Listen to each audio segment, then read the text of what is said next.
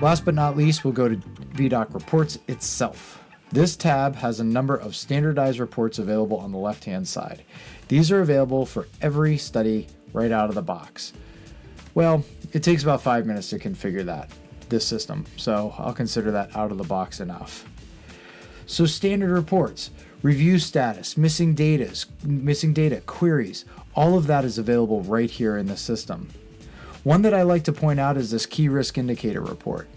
Now, we generate a certain number of key risk indicators based on the metadata that's available for every single study, irrespective of your design in your unique ECRFs. So it can't be customized to a huge degree, but you get the idea that this could be helpful to see some signals as far as like data that's becoming a problem. So what do I mean by that? If I go to my key risk indicators by key risk indicator, I can see what we have available on this right-hand side. So number of adverse events per subject. What we're doing here is comparing all sites against one another. We're generating an average and then flagging anything that's within plus or minus 2 standard deviations from the mean. We don't have any in that category, which would be yellow, but in this case we have one that is greater than or less than 2 standard deviations from the mean.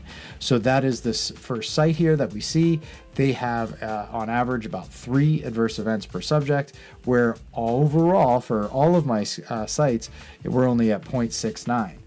So this is telling me that this site might be having a little bit of an alarming number of adverse events. We might want to pay a little bit of attention to that site. Other things, process queries for subject, for example. I have one site that has a high number of queries that are being processed and another one that's trending a little bit low. I might want to figure out what's going on with these sites just in case that there's something awry going on. So really, key risk indicator report, it's there just to help you to compare sites against one another.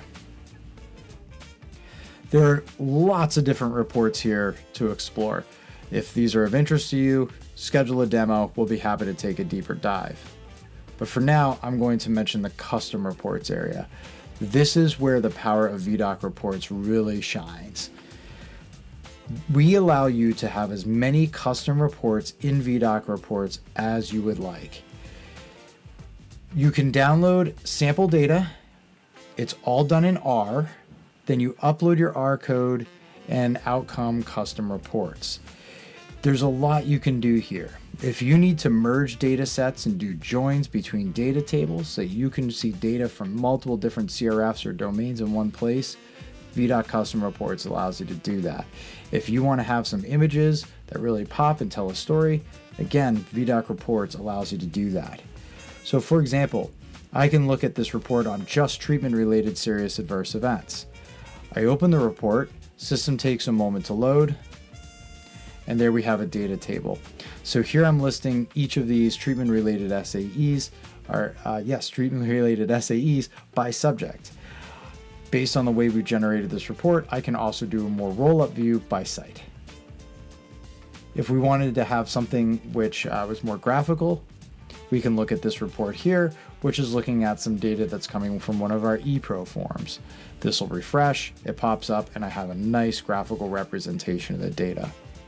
Again, this is really powerful and it's completely free to use. So we highly recommend you check it out. And again, just give us a call. We'll be happy to schedule a demo. Thank you.